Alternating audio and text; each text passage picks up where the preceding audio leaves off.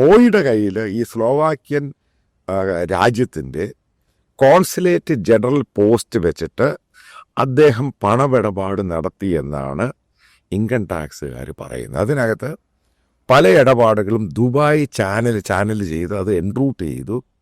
അത് പലയിടത്തും ഇൻവെസ്റ്റ് ചെയ്ത് ഇവൻ്റെ പണത്തിൻ്റെ ഒറിജിൻ എന്ന് പറയുന്നത് എവിടെയാണെന്ന് പറയുവാൻ റോയി പറഞ്ഞിട്ടില്ല. ഡോക്ടർ റോയ് CJ കോൺഫിഡൻറ്റ് ഗ്രൂപ്പിൻ്റെ ഉടമസ്ഥൻ. നല്ലവനായ ഡോക്ടർ റോയ് CJയെ പറ്റി നിങ്ങൾക്കെല്ലാവർക്കും അറിയാമായിരിക്കും. വലിയ ദാനശീലനാണ്. ഒരുപാട് റിയാലിറ്റി ഷോകൾ സ്പോൺസർ ചെയ്യുന്ന, സമ്മാനത്തുകകൾ സ്പോൺസർ ചെയ്യുന്ന ഒരു വ്യക്തിയാണ്. കൂടാതെ സിനിമാ നിർമ്മാതാവാണ്. പിന്നെ ഞാൻ നേരത്തെ പറഞ്ഞ കണക്ക് ദാനശീലൻ, ഒരുപാട് പാവപ്പെട്ട ആളുകളെ സഹായിക്കുന്ന ഒരു വ്യക്തി. ഇങ്ങനെയൊക്കെയാണ് നമുക്ക് ഡോക്ടർ റോയ് CJ. പിന്നെ ഓഫ് കോഴ്സ് ഒരു വലിയ ബിൽഡറാണ്. അപ്പോൾ ഇങ്ങനെയൊക്കെയാണ് നമുക്ക് ഡോക്ടർ റോയ് CJ അറിയാവുന്നത്. എന്നാൽ ഇദ്ദേഹത്തിന് ഒരു മറുമുഖമുണ്ടോ എന്നൊരു സംശയം. കുറച്ചധികം കാര്യങ്ങൾ അദ്ദേഹത്തിൻ്റെ ഒരു മറുമുഖത്തെ പറ്റി ഈ ഒരു വീഡിയോയിലൂടെ എനിക്ക് നിങ്ങളോട് പറയാനുണ്ട്. അതിനു മുമ്പ് ചിലപ്പോൾ നിങ്ങൾ ഈ വീഡിയോ കാണുന്ന സമയമാവുമ്പോഴേക്കും, ഇല്ലെങ്കിൽ ഈ വീഡിയോ കാണുന്ന സമയത്ത് ചിലപ്പോൾ അദ്ദേഹത്തിൻ്റെ മരണാനന്തര ചടങ്ങുകളൊക്കെ കഴിഞ്ഞ് അദ്ദേഹം മേളിലായിരിക്കും. എങ്കിലും കുറച്ച് കാര്യങ്ങൾ പറയാതിരിക്കാൻ സാധിക്കുന്നില്ല. മാത്യു സാമുവൽ നിങ്ങൾക്ക് അറിയാമായിരിക്കും, ഒരു ജേർണലിസ്റ്റാണ്. അദ്ദേഹം വളരെ ഡീപ്പായിട്ട് ഡോക്ടർ റോയ് CJയും കോൺഫിഡൻറ്റ് ഗ്രൂപ്പിനെ പറ്റിയും അന്വേഷിച്ചിട്ട് കുറച്ച് കാര്യങ്ങൾ പറയുന്നത് എൻ്റെ ശ്രദ്ധയിൽപ്പെട്ടു. അല്ലെങ്കിൽ എൻ്റെ ഒരു സുഹൃത്തിൻ്റെ ശ്രദ്ധയിൽപ്പെട്ടിട്ട് ആ സുഹൃത്ത് എനിക്ക് അദ്ദേഹത്തിൻ്റെ 2 വീഡിയോകൾ അയച്ചു തന്നു. ഞാൻ ആ 2 വീഡിയോയും കണ്ടു. അതിൽ ആദ്യത്തെ വീഡിയോയിൽ പറയുന്ന കുറച്ച് കാര്യങ്ങൾ അത് തികച്ചും നമുക്കെല്ലാവർക്കും അത് കേൾക്കുമ്പോൾ ഒരു ഞെട്ടൽ തോന്നും. ഇങ്ങനെയൊക്കെ ഉണ്ടോ ഇതിൻ്റെ പുറകിൽ എന്നൊരു സംശയം തോന്നും. ഞാൻ ഈ വീഡിയോ, മാത്യു സാമുവലിൻ്റെ വീഡിയോ എടുത്ത് നിങ്ങളെ കാണിക്കാൻ, അതിലെ കുറച്ച് ഭാഗങ്ങൾ നിങ്ങളെ കാണിച്ച് സംസാരിക്കണമെന്ന് എനിക്ക് തോന്നാനുള്ള ഒരൊറ്റ കാര്യം, കുറച്ച് മുമ്പ് ഒരു ന്യൂസ് ചാനലിൽ ഞാൻ കണ്ടൊരു വാർത്തയാണ്. ആ വാർത്തയിൽ ഒരു കാര്യം പറയുന്നുണ്ട്. ഫസ്റ്റ് നമുക്ക് അവിടുന്ന് തന്നെ തുടങ്ങാം. പിന്നെ ചാനൽ ആദ്യമായിട്ട് കാണുന്ന ആരെങ്കിലും ഉണ്ടെങ്കിൽ ഒന്ന് ചാനൽ സബ്സ്ക്രൈബ് ചെയ്യുക, വീഡിയോയ്ക്ക് എല്ലാവരും ലൈക്ക് തരിക. കമൻറ്റ് ബോക്സിൻ്റെ അവിടെ ഹൈപ്പ് വീഡിയോ എന്ന് പറയുന്നൊരു സാധനം കാണും, അതിലും കൂടെ ഒന്ന് ക്ലിക്ക് ചെയ്തേക്കുക. ഇനി ഈ വാർത്ത നിങ്ങളൊന്ന് കേട്ടോണേ, വളരെ ശ്രദ്ധയോടുകൂടി കേട്ടുകൊള്ളുക. ഇതിനിടയിലാണ് 2 പ്രധാനപ്പെട്ട ആദായ നികുതി ഉന്നത ഉദ്യോഗസ്ഥരെ ചോദ്യം ചെയ്യുകയും ചില വിവരങ്ങൾ അന്വേഷണ ഉദ്യോഗസ്ഥർ ശേഖരിക്കുകയും മറ്റും ചെയ്തത്. ഏതായാലും ആരോപണങ്ങൾ അവർ കഴിഞ്ഞ ദിവസം തന്നെ ആദായ നികുതി വകുപ്പ് പൂർണ്ണമായും നിഷേധിച്ചിരുന്നു. ചോദ്യം ചെയ്യലിലും അത് ആവർത്തിക്കാനുണ്ടായത്. റെയ്ഡ് ആയിരുന്നില്ല, മറ്റു ചില രേഖകൾ പരിശോധിക്കുന്ന അതുമായി ബന്ധപ്പെട്ടുള്ള പ്രൊസീജിയർ മാത്രമാണ് റോയിയെ വിളിച്ചു വരുത്തി ഉണ്ടായിരുന്നത് എന്നുള്ളതാണ് ആദായ നികുതി വകുപ്പ് ഉദ്യോഗസ്ഥർ നൽകുന്ന വിവരം. അത് റെയ്ഡ് ആയിരുന്നില്ല, അത് മറ്റു ചില രേഖകളുടെ പരിശോധനയുമായി ബന്ധപ്പെട്ട് നേരത്തെ പരിശോധിച്ച രേഖകൾ ഉറപ്പുവരുത്തുന്നതുമായി ബന്ധപ്പെട്ടുള്ള ചില കാര്യങ്ങൾ മാത്രമായിരുന്നു. ഈ റെയ്ഡ് സമയത്ത് പോലീസ് ഉദ്യോഗസ്ഥരൊന്നും സംഭവ സ്ഥലത്ത് ഉണ്ടായിരുന്നില്ല എന്ന് വ്യക്തമായി തന്നെ ആദായ നികുതി വകുപ്പ് ഉദ്യോഗസ്ഥർ മൊഴി നൽകിയെന്നാണ് നമുക്ക് മനസ്സിലാക്കുന്ന വിവരം. CJ റോയിക്ക് ഫോൺ ഉപയോഗിക്കാനും അതുപോലെ തന്നെ മറ്റുള്ളവരുമായി സംസാരിക്കാനും മറ്റുമുള്ള സ്വാതന്ത്ര്യമുണ്ടായിരുന്നു. ഇതിനിടയിൽ മറ്റെന്തെങ്കിലും ഫോൺ കോളുകൾ വന്നിട്ടുണ്ടോ എന്ന കാര്യമാണ് ഇപ്പോൾ അന്വേഷണ സംഘം അടക്കം അന്വേഷിക്കുന്നത് എന്നാണ് മനസ്സിലാക്കുന്നത്. മറ്റെന്തെങ്കിലും ഫോൺ കോളുകൾ വന്നിട്ടുണ്ടോ എന്ന് സംശയമുണ്ട്. കൂടാതെ മെയിൻ ഒരു കാര്യം നിങ്ങൾ ശ്രദ്ധിക്കേണ്ടത്, IT റെയ്ഡ് അല്ല അവിടെ നടന്നിരുന്നത്. മനസ്സിലായില്ലേ? IT റെയ്ഡ് അല്ല. പിന്നെ എന്ത് കണ്ടിട്ടാണ് ഇവിടുത്തെ മെയിൻ സ്ട്രീം ചാനലുകൾ നമുക്കൊക്കെ വാർത്ത പറഞ്ഞു തന്നത്? IT റെയ്ഡ് അവിടെ നടന്നു എന്ന് പറഞ്ഞ് എന്തിന് റിപ്പോർട്ട് ചെയ്തു? ഇപ്പോൾ പറയുന്നു IT റെയ്ഡ് അല്ല. ഉദ്യോഗസ്ഥരെ ചോദ്യം ചെയ്തപ്പോഴത്തേക്ക് അവർ പറഞ്ഞു IT റെയ്ഡൊന്നും അല്ല നടന്നത്. കുറച്ച് കാര്യങ്ങൾ ഞങ്ങൾക്ക് കുറച്ച് സംശയം ഉണ്ടായിരുന്നു, അത് തീർക്കാൻ വേണ്ടി ഡോക്ടർ റോയ് CJയുടെ ഓഫീസിൽ വന്നു. അയാളെ വിളിച്ചു വരുത്തി. പക്ഷേ 3 ദിവസം, 3-ാം ദിവസമാണ് അദ്ദേഹം അദ്ദേഹത്തിൻ്റെ സ്വന്തം ജീവൻ ഒടുക്കുന്നത്. പക്ഷേ അതിനു മുമ്പുള്ള 2 ദിവസം എന്തിനവരവിടെ കയറി ഇറങ്ങി? ഉത്തരമില്ല. പക്ഷേ അവർ പറയുന്നത്, ഉന്നത ഉദ്യോഗസ്ഥന്മാർ പറയുന്നത് IT റെയ്ഡ് അല്ലായിരുന്നു. കേട്ടല്ലോ? പിന്നെ വേറൊരു കാര്യം, IT റെയ്ഡ് അല്ലാത്തത് കൊണ്ട് തന്നെ പോലീസുകാരില്ലായിരുന്നു, അദ്ദേഹത്തിൻ്റെ ഫോണൊന്നും മേടിച്ചു വെച്ചിട്ടില്ലായിരുന്നു എന്നാണിപ്പോൾ പറയുന്നത്. പിന്നെ ആരാണ് പറഞ്ഞത് അദ്ദേഹത്തിൻ്റെ അമ്മയെ പോലും വിളിക്കാൻ ഈ ഉദ്യോഗസ്ഥർ സമ്മതിച്ചില്ല എന്നുള്ളത്?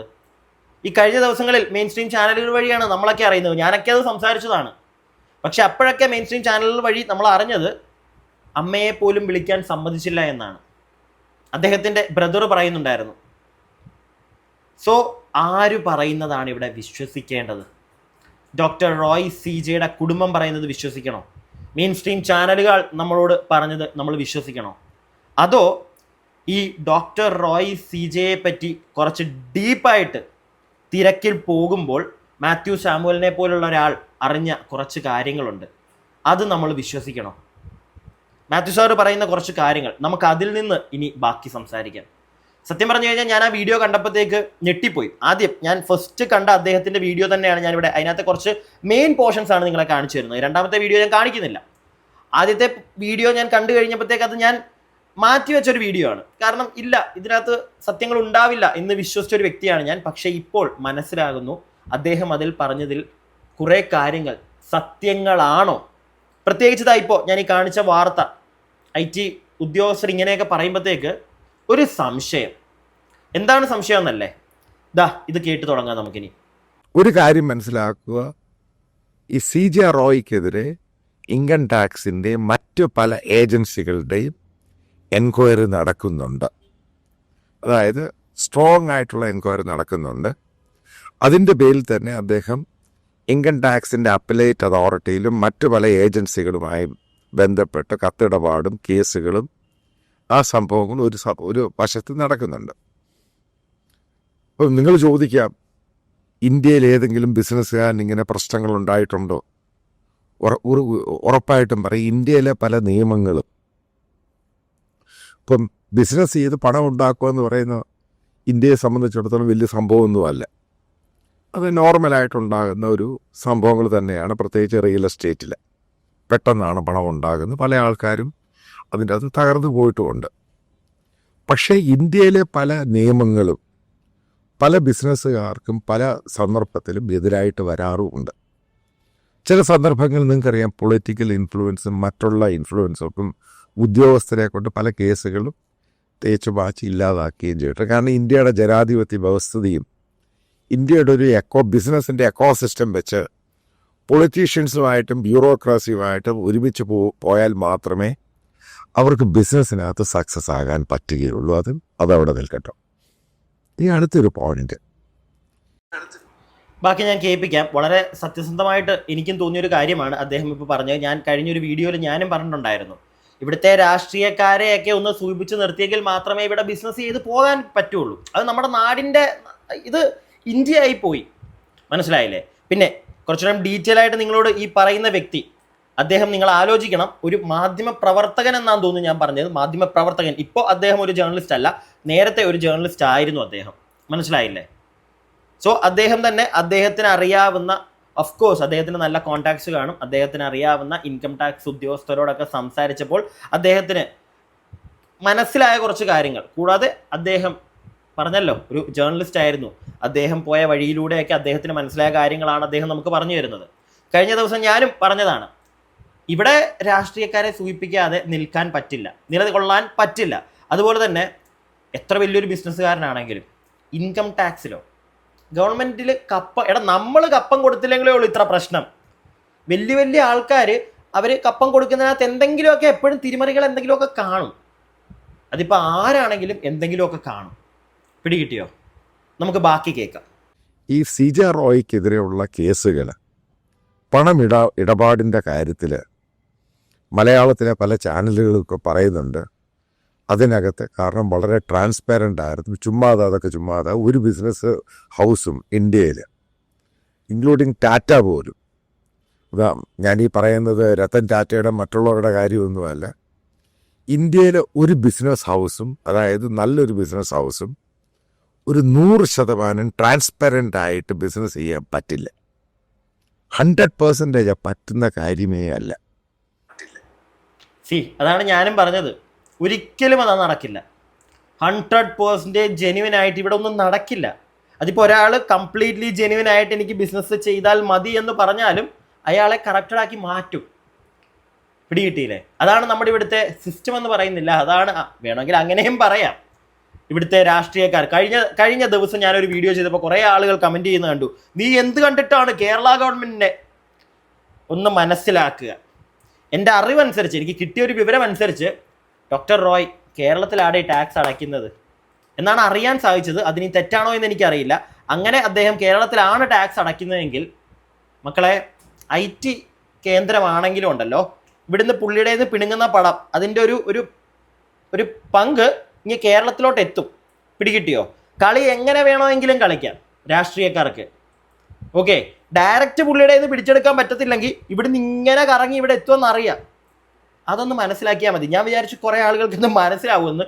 കുറേ പേർക്ക് അത് പിടി കിട്ടിയിട്ടില്ല. ഞാനും അത് എൻ്റെ ഭാഗത്ത് മിസ്റ്റേക്ക് ഉണ്ട്. ഞാൻ ഒരുപാട് അങ്ങോട്ട് നീട്ടി വലിച്ചത് ക്ലിയർ ചെയ്യാൻ നിന്നില്ല. അത് എൻ്റെ തെറ്റടേ, ക്ഷമിക്കങ്ങ്. പിന്നെ ഇവിടെ വേറൊരു കാര്യം ഇദ്ദേഹം തുടക്കം തന്നെ പറയുന്നത് കേട്ടല്ലോ, IT മാത്രമൊന്നും അല്ല, ഇൻകം ടാക്സ് മാത്രമൊന്നുമല്ല, വേറെ പല പല ആളുകൾ ഡോക്ടർ റോയിയുടെ പുറകെ ഉണ്ടായിരുന്നു. പിടികിട്ടിയോ? അതിൻ്റെ കാരണം ചെറുതൊന്നും അല്ല. അദ്ദേഹം പറയുന്നത് ബാക്കി നമുക്ക് കേൾക്കാം. വലിയ വലിയ വലിയ കാര്യങ്ങളാണ്. ബാക്കി കേൾക്കൂ.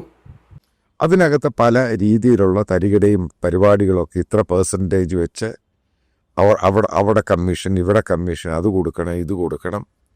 ഇതൊക്കെ ഇന്ത്യയിലെ ബിസിനസ് ചെയ്യുന്നവർക്ക് അറിയാവുന്ന വസ്തുത തന്നെയാണ്.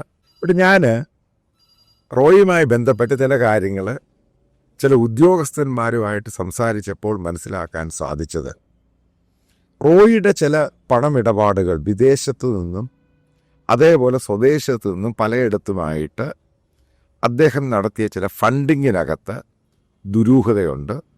അതിനകത്ത് സസ്പീഷ്യസ് ആയിട്ടുള്ള പല പരിപാടികളുണ്ട്. അപ്പം അതുമായി ബന്ധപ്പെട്ട പല ചോദ്യങ്ങളും റോയിയുടെ മുമ്പിൽ പല ഡോക്യുമെൻ്റ്സ് ആയിട്ട് പല പ്രാവശ്യവും റോയി അപ്പലേറ്റ് അതോറിറ്റിക്ക് മുമ്പിലും ഇൻകം ടാക്സിൻ്റെ ഒഫീഷ്യൽസിൻ്റെ മുമ്പിലും അവരുടെ ഉദ്യോഗസ്ഥന്മാരുടെ മുമ്പിലൊക്കെ പോയിട്ടുണ്ട്. അപ്പോൾ ഇതിനകത്ത് പലതിനകത്തും പ്രോപ്പറായിട്ട് ഉത്തരം കൊടുക്കുവാൻ CJ റോയിക്ക് കഴിഞ്ഞിട്ടില്ല. ഇതൊരു സത്യാവസ്ഥ തന്നെയാണ്. ഈ സത്യാവസ്ഥ നമ്മളെല്ലാവരും മനസ്സിലാക്കണം.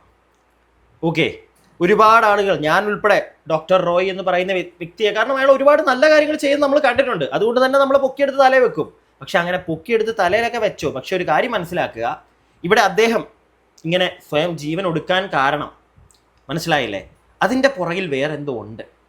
സംതിങ് സോ ബിഗ്, ഭയങ്കര സീരിയസ് ആയിട്ടുള്ള എന്തോ ഒരു കാര്യമുണ്ട്. ഓക്കെ, അല്ലാതെ പിന്നെ അദ്ദേഹം സ്വയം, അതെനിക്കിപ്പോഴും മനസ്സിലാവുന്നില്ല. കാരണം അങ്ങനെ സ്വയം ചെയ്യേണ്ട ഒരു സാഹചര്യത്തിലാണെങ്കിൽ ഇതാ ഇങ്ങനെയായിരിക്കും. അല്ലാതെ ഇങ്ങനെ അത് എല്ലാവർക്കും സംശയം തോന്നുന്ന ഒരു കാര്യം തന്നെയാണ്. ഓക്കെ, അതും പോട്ടെ, ചിലപ്പം ആയിരിക്കാം പുള്ളിക്ക് അപ്പം അങ്ങനെ ചെയ്യാൻ തോന്നി, അങ്ങനെ ചെയ്തു.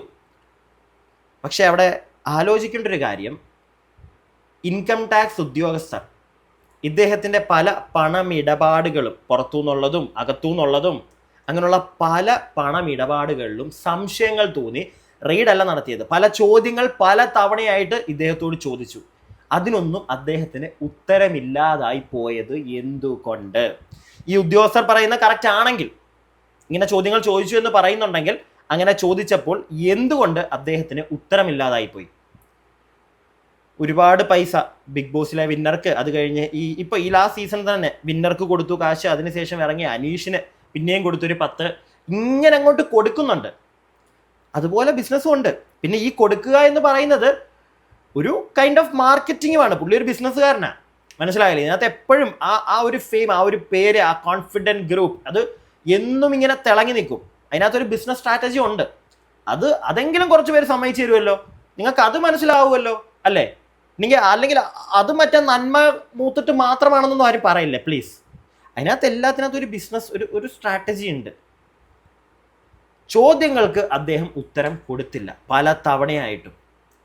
ഇനിയും കയ്യിൽ നിന്ന് പോകുമെന്ന് തോന്നിയപ്പോഴാണോ അദ്ദേഹം ചിലപ്പോൾ ആ ഒരു പരിപാടി ചെയ്തത്? നമുക്ക് ബാക്കി കേൾക്കാം. തുടങ്ങിയതേ ഉള്ളേ, ബാക്കി കേൾക്കൂ. ഇപ്പം ഇതുമായി ബന്ധപ്പെട്ട ചില കാര്യങ്ങൾ ചിലർ പറയുന്നത്, അതായത് റോയിയുടെ കയ്യിൽ സ്ലോവാക്യ എന്ന് പറഞ്ഞ ഒരു രാജ്യത്തിൻ്റെ, അതായത് ഈസ്റ്റേൺ യൂറോപ്യൻ രാജ്യത്തിൻ്റെ കോൺസുലേറ്റ് ജനറൽ എന്ന് പറഞ്ഞൊരു പോസ്റ്റ് അദ്ദേഹം പണം കൊടുത്താണ് വാങ്ങിയിരിക്കുന്നത്. മനസ്സിലാക്കുക, ഞാൻ ഈ ഡൽഹി ജേർണലിസത്തിലെ ആയുധ വ്യാപാര സംഭവം, അതായത് കപടതകൾ, അത് അന്വേഷിച്ച ഒരു ജേർണലിസ്റ്റാണ്. നിങ്ങൾക്കറിയാം തെഹൽക്ക ഇഷ്യൂ. അപ്പോൾ അതുമായി ബന്ധപ്പെട്ട് ഈ ഡൽഹിയുമായി ബന്ധപ്പെട്ട് നിൽക്കുന്ന വലിയ കിങ് പിൻസ്, അതായത് വലിയ ആയുധ ഇടപാട് നടത്തുന്ന എല്ലാ ആളുകളും, ഇപ്പോൾ സുധീർ ചൗധരി ആണെങ്കിലും, ബിപിൻ ചന്താണെങ്കിലും അങ്ങനെ നമ്മൾ നമ്പർ ഓഫ് ആൾക്കാരെ എടുക്കുകയാണെങ്കിൽ ഇവർക്കൊക്കെ തന്നെ ഒരു ഇൻ്റർനാഷണൽ ബോഡിയുടെ സപ്പോർട്ടുണ്ട്. അതായത് ഇവരൊക്കെ തന്നെ ഈ പല ചെറുതും വലുതുമായിട്ടുള്ള പല രാജ്യങ്ങളുടെയും, അതായത് പ്രത്യേകിച്ച് ഈസ്റ്റേൺ യൂറോപ്പും ആഫ്രിക്കൻ രാജ്യങ്ങളുടെയൊക്കെ കോൺസുലേറ്റ് ജനറൽ പോസ്റ്റ് ഇവർ പണം കൊടുത്തിങ്ങ് വാങ്ങും. അതായത് അതിൻ്റെ റേറ്റ് എന്ന് പറയുന്നത് ഞാൻ അന്ന് അന്വേഷിച്ച സമയത്ത് 2001 അന്വേഷിച്ച സമയത്ത് ഏകദേശം $2 ലക്ഷം കൊടുക്കേണ്ടത്. 2 മില്യൺ അല്ല, 2 ലക്ഷമാണ് 2001-2002 ഈ രാജ്യങ്ങളിലെ പൊളിറ്റീഷ്യൻസിന് അവിടെ ഇൻഫ്ലുവൻസ് ആയിട്ടുള്ള ആളുകൾക്ക് ഈ പണം കൊടുത്തിട്ടാണ് ഇവർ ഈ പോസ്റ്റ് എടുക്കുന്നത്. ഇതിനകത്ത് പ്രത്യേകിച്ച് കാര്യമായ സംഭവമൊന്നുമില്ല. അവരുടെ ഓഫീസിൽ ഇരുന്ന് തന്നെ അവർക്ക് പ്രവർത്തിക്കാം. അതായത് അവരുടെ ഓഫീസിനകത്ത് തന്നെ കോൺസുലേറ്റ്, അവരിയ്ക്കുന്നത് കോൺസുലേറ്റിൻ്റെ ഓഫീസാണ്. അതോടുകൂടി അവർക്ക് ഡിപ്ലോമാറ്റിക് പാസ്പോർട്ടാണ് ഇഷ്യൂ ചെയ്യുന്നത്. അതായത് ഡിപ്ലോമാറ്റിക് ഇമ്മ്യൂണിറ്റി ഉണ്ടായിട്ടുള്ള അല്ലെങ്കിൽ കിട്ടിയ ഒരു വ്യക്തിയാണ് ഡോക്ടർ റോയ് CJ. മനസ്സിലായോ? പുള്ളിക്കൊരു എയർപോർട്ടിൽ പോലും, ഏതൊരു എയർപോർട്ടിൽ പോയാലും അദ്ദേഹത്തിന് അധികം വെയിറ്റിംഗ് ഇല്ല, അദ്ദേഹത്തിന് അധികം കസ്റ്റംസ് ചെക്കിങ്ങോ പരിപാടികളോ ഒന്നുമില്ല. പിടികിട്ടിയോ? അതുകൂടാതെ ഒരുപാട് ആനുകൂല്യങ്ങൾ ഉള്ള ഒരു വ്യക്തിയായിരുന്നു ഡോക്ടർ റോയ് CJ. പണമിടപാടുകൾ നടത്തിയാൽ പോലും ഒരു പരിധിയിൽ കൂടുതൽ ഈ ഡിപ്ലോമാറ്റിക് പാസ്പോർട്ടുള്ള ആളുകൾക്ക് ഒരു പരിധിയിൽ കൂടുതൽ അവരെ ചോദ്യം ചെയ്യാൻ റൈറ്റ്സ് ആർക്കുമില്ല. എൻ്റെ സംശയം വീണ്ടും അവിടെ വന്നു റോയുടെ സൈഡിൽ നിന്ന് നോക്കുമ്പോൾ. കാരണം അങ്ങനെ ഒരു റൈറ്റ്സ് ഉള്ള ഒരു വ്യക്തിയാണ് ഡോക്ടർ റോയ് CJ. അപ്പോൾ പിന്നെ ഇൻകം ടാക്സ് റെയ്ഡ് അവിടെ നടന്നിട്ടില്ല എന്ന് പറയുന്നത് സത്യമായിരിക്കാം. അവർ ചോദ്യങ്ങൾ ചോദിച്ചു കാണും, അതിനവർക്ക് പറ്റും. പക്ഷെ ഒരു ഡയറക്റ്റ് ഒരു പുള്ളിയുടെ ഓഫീസിലേക്ക് കയറി ചെന്ന് പുള്ളിയെ ഒരു ഇൻകം ടാക്സ് അങ്ങോട്ട് റെയ്ഡ് പെട്ടെന്ന് സാധ്യമല്ല. എന്തുകൊണ്ട്? ഡിപ്ലോമാറ്റിക് പാസ്പോർട്ട് ഹോൾഡറാണ് ഡോക്ടർ റോയ് CJ. ബാക്കി കേൾക്കാം. ഇതോടുകൂടി ഇവർക്കെതിരെയുള്ള എയർപോർട്ടിൽ വലിയ ചോദ്യങ്ങളും പരിപാടികളും ഒന്നും ഡിപ്ലോമാറ്റിക് ഗേറ്റിൽ കൂടെ പ്രശ്നങ്ങളൊന്നുമില്ലാതെ ഇവർക്ക് പോകാനും വരാനും സാധിക്കും. കസ്റ്റംസിൻ്റെ ചെക്കിംഗ് ഒന്നുമില്ല. അതേപോലെ തന്നെ ഇവർക്കെതിരെ വരുന്ന ചെറിയ മറ്റുള്ള സംഭവങ്ങളുമായി ബന്ധപ്പെട്ട ചെറിയ ഫിനാൻഷ്യൽ ഡീൽസും പരിപാടികളൊക്കെ ഈസി ആയിട്ട് ഇവേഡ് ചെയ്യാൻ സാധിക്കും. ഒരു കാര്യം മനസ്സിലാക്കുക, ഇതേപോലെയുള്ള ആളുകൾ, അതായത് തരികിടയമായിട്ട് മില്യൺസും ബില്യൺസിൻ്റെ ഇടപാടുകൾ നടത്തുന്നവർ ഇത് മേടിച്ച് വെച്ചിരിക്കുന്ന അവരുടെ ഒരു സെക്യൂരിറ്റിയുമായിട്ട് ബന്ധപ്പെട്ടും, രണ്ടാമത് സെക്യൂരിറ്റി എന്ന് പറയുന്നത് ഇവരെ അങ്ങനെ ഏജൻസികളൊന്നും തൊടാൻ പറ്റില്ല. അതിൻ്റെ കാര്യമുണ്ട്. കാരണം ഇവരുടെ ചുറ്റും ഈ പറയുന്ന ഡിപ്ലോമാറ്റിക് ഇമ്മ്യൂണിറ്റി ഉണ്ട്. ഇവർക്ക് ഗ്ലോബലായിട്ട് യാത്ര ചെയ്യാൻ ബുദ്ധിമുട്ടില്ല. കാരണം ഈ ഡിപ്ലോമാറ്റിക് പാസ്പോർട്ടുണ്ട്. അതേപോലെ തന്നെ മറ്റുള്ള ഏജൻസികൾക്കൊന്നും കാര്യമായ ഡോക്യുമെൻസും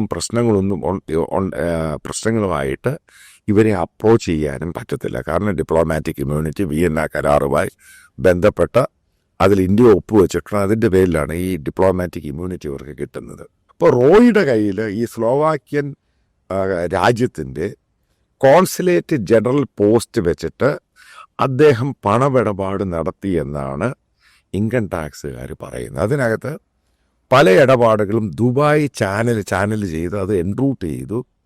അത് പലയിടത്തും ഇൻവെസ്റ്റ് ചെയ്ത് ഇവൻ്റെ പണത്തിൻ്റെ ഒറിജിൻ എന്ന് പറയുന്നത് എവിടെയാണെന്ന് പറയുവാൻ റോയി പറഞ്ഞിട്ടില്ല. കാര്യങ്ങൾ ഏകദേശം നിങ്ങൾക്ക് പിടികിട്ടി എന്നാണ് ഞാൻ വിശ്വസിക്കുന്നത്. സ്ലോവാക്യൻ ജനറൽ എന്ന ആ ഒരു പവർ ഉപയോഗിച്ചുകൊണ്ട് ഒരുപാട് ട്രാൻസാക്ഷൻസ്, ഒരുപാട് പരിപാടികൾ പല രാജ്യങ്ങളിൽ നിന്ന് എന്തിൻ്റെയൊക്കെ കച്ചവടത്തിൻ്റെ ഭാഗമായിട്ടാണ് പുള്ളിയുടെ അക്കൗണ്ടിലേക്ക് ക്യാഷ് വന്നതെന്ന് അറിയില്ല. ആ ക്യാഷിൻ്റെയൊക്കെ സോഴ്സ് ചോദിച്ചു. അത് വെളിപ്പെടുത്താൻ ഡോക്ടർ റോയ് CJക്ക് പറ്റിയിട്ടില്ല. മനസ്സിലായോ? പിന്നെയും മുന്നോട്ടിനിയും പോയാൽ പണി പാളുമോ എന്ന് കരുതിയ ഡോക്ടർ റോയ് CJ ആയിക്കൂടെ? ഒരു സംശയം മാത്രമാണ്. ഡിപ്ലോമാറ്റിക് പാസ്പോർട്ട് ഹോൾഡർ ആയിരുന്നു. എനിക്കത് അറിയില്ലായിരുന്നു. നിങ്ങളിൽ എത്ര പേർക്ക് അത് അറിയാമായിരുന്നു എന്ന് എനിക്കറിയില്ല. അറിയാവുന്നവരൊന്നും താഴെ കമൻറ്റ് ബോക്സിൽ പറയണേ. സോ എല്ലാ രീതിയിലും ഒരു സ്വയം പ്രൊട്ടക്ഷന് വേണ്ടിയിട്ടൊരു സാധനം, കൂടാതെ ഡിപ്ലോമാറ്റിക് പാസ്പോർട്ട് ഹോൾഡർ, എല്ലാ രീതിയിലും പെട്ടെന്ന് കേട്ടല്ലോ, ഒരു ഏജൻസിക്കും പുള്ളി അങ്ങോട്ട് പെട്ടെന്ന് കയറി നടക്കില്ല. അങ്ങനെ ഒരു വ്യക്തി ജസ്റ്റ് കേവലം ഇൻകം ടാക്സിൻ്റെ കുറച്ച് ചോദ്യങ്ങൾക്ക് മുമ്പിൽ വഴുതി വീണെങ്കിൽ ആ ചോദ്യങ്ങൾ ഒന്നെങ്കിൽ അത്രയും ക്രൂരമ്പുകളായിരുന്നിരിക്കണം. ആ ചോദ്യങ്ങൾ വീണ്ടും വീണ്ടും വന്നാൽ താൻ പെടുമോ എന്നൊരു പേടി വന്നതുകൊണ്ടായിരിക്കാം ആ ഒരു വ്യക്തി ഇന്ന് അറിയില്ല. എന്തൊക്കെയാണെങ്കിലും ഇതിൻ്റെ പുറകിൽ ഇനി എന്തൊക്കെ തന്നെ ഉണ്ടെങ്കിലും അതൊക്കെ ഇവിടെ തെളിയും എന്നൊന്നും ഞാൻ പ്രതീക്ഷിക്കുന്നില്ല. പ്രത്യേകിച്ച് ഞാൻ ജീവിക്കുന്നത്, നിങ്ങൾ ജീവിക്കുന്നത് നമ്മുടെ സ്വന്തം ഇന്ത്യയിലായതുകൊണ്ട് കുറച്ച് ദിവസം കഴിയുമ്പോൾ ഇതൊക്കെ തൂത്തുവാരി പോകും. മെയിൻ സ്ട്രീം ചാനലുകാർ ആരെങ്കിലും പറഞ്ഞോ ഈ കാര്യങ്ങളെ പറ്റിയിട്ട്? ഇല്ല, പറയില്ല. പക്ഷെ നമ്മൾ ഇങ്ങനെ അറിയുമ്പോഴത്തേക്ക് നിങ്ങളെ ഒന്ന് അറിയിക്കും. നിങ്ങൾ നിങ്ങളുടെ അഭിപ്രായങ്ങൾ താഴെ കമൻറ്റ് ബോക്സിൽ പറയുക. അടുത്ത വീഡിയോ ആയിട്ട് നമുക്ക് എത്രയും പെട്ടെന്ന് കാണാം. അടുത്ത വീഡിയോ ആയിട്ട് കാണുന്നവരേക്കും stay tuned and stay weird.